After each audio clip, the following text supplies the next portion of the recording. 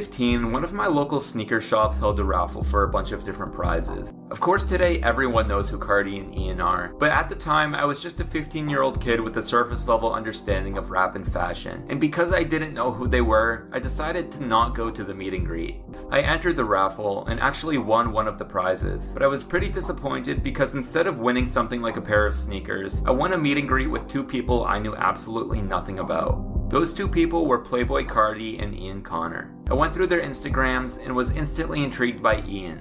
Here was this guy wearing crazy outfits, traveling around the world, hanging out with celebrities, and I still had no idea what he actually did. Even though not going ended up being a major L on my part, it did get me wondering, who are these guys? So for the next few weeks I started binging interviews, articles, basically anything I could find on him, and I have to say from that point forward I was pretty much hooked.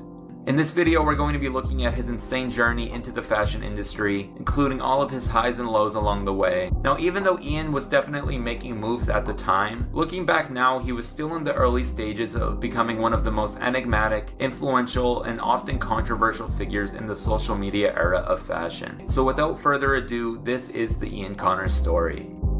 Ian credits the time he spent growing up in Atlanta for making him who he is, but when he turned 18, he moved back to New York where he began hanging out with the likes of Ken Rebel, Ju Henderson, Justine Skye, Ambitious Aid, and Glenn Brown, who was the founder of a brand called L3NF.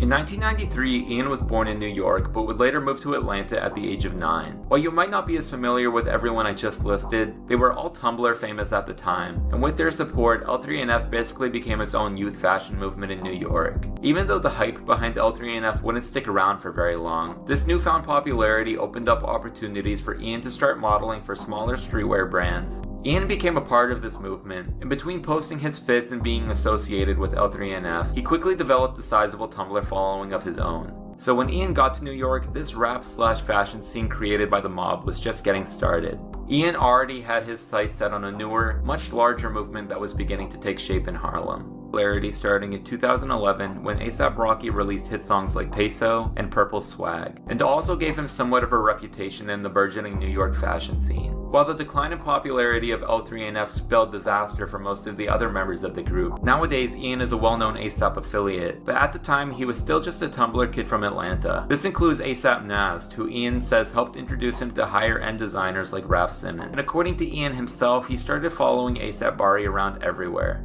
Even though Bari found it annoying at first, Ian says that he always knew Bari would start to like him if they spent enough time together. And that's exactly what happened.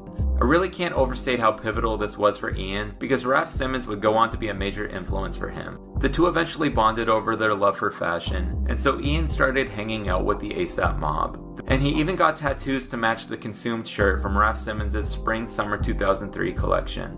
So Ian was now fully ingratiated into the A$AP mob, but they weren't the only ones he was hanging out with. This sort of became Ian's new crew, and keep in mind this was around the same time that Instagram was first coming out, so they were basically just hanging around in Soho, taking fit pics, and growing their Instagram followings together.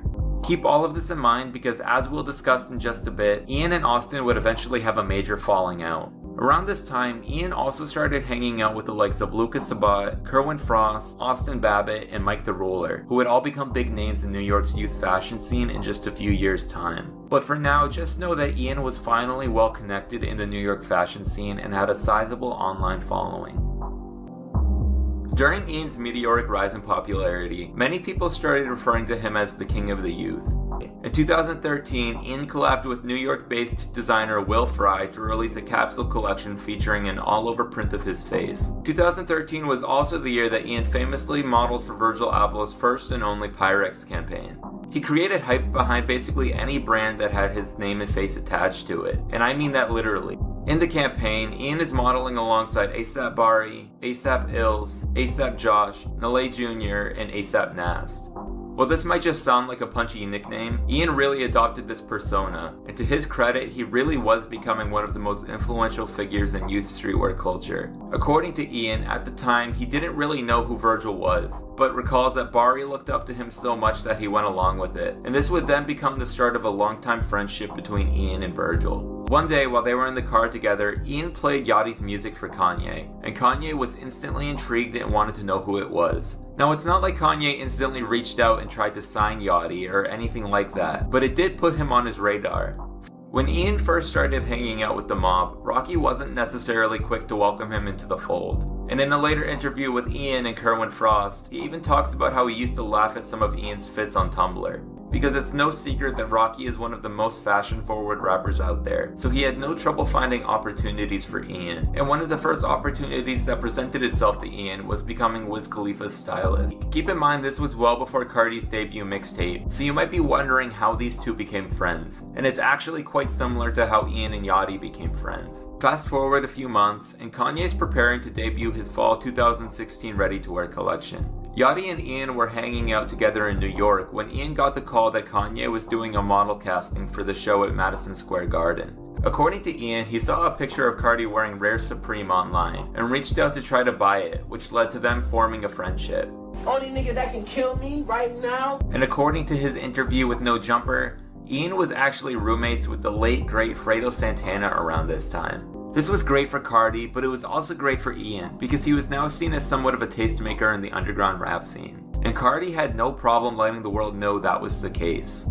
It's Ian Connor. You know I kill me because that's my brother. You might also remember Ian sharing the runway with Virgil Abloh following the debut of his first ever menswear runway show for Off-White in early 2016. As I'm sure many of you know, Ian and Cardi went on to become extremely close friends, dare I say best friends. And we've talked about several examples now of how Ian has helped to jumpstart others' careers. So it goes without saying that Ian was now fully immersed in this world of celebrities and had become a bona fide celebrity himself. But as we would soon find out, this newfound attention would have its drawbacks. On January 24th, this photo of Ian in jail was posted to his Instagram. For some reason, he's holding an off-white Nike Air Force One. I'm not sure why or how he got it in there, but at least we know he's staying on top of his style while he's in jail. However, that didn't last very long, because as of the time this video is being made, Ian is currently back in jail. Now, I'm not exactly sure how long he's in there for this time, but I have to expect the sicko is going to be on hold for as long as he's away. While I'm sure he has no intention of going back once he gets out, you have to start to wonder just how much this legal trouble is going to set him back in the future. Just to clarify, from what I've read, he's carrying out a sentence from another previous gun charge, and not from anything he's done since getting out the first time. So to put it bluntly, he's walking on thin ice here. And it's not like we can sit here and pretend we didn't see this coming. Like we discussed earlier, none of his previous allegations went to trial, but I don't think it's out of the realm of possibility that some of them might. And now he's got a handful of gun charges on his record. Literally less than 60 seconds into his 2015 No Jumper interview, Ian asks the host Adam22 if he would like to see his unlicensed gun, and then proceeds to show him his unlicensed gun on camera. On January 24th, this photo of Ian in jail was posted to his Instagram. For some reason, he's holding an off-white Nike Air Force One. I'm not sure why or how he got it in there, but at least we know he's staying on top of his style while he's in jail. So maybe moving forward, Ian's gonna need to be a little bit more discreet, and hopefully he can stay out of trouble so that he can keep moving forward with Sicko.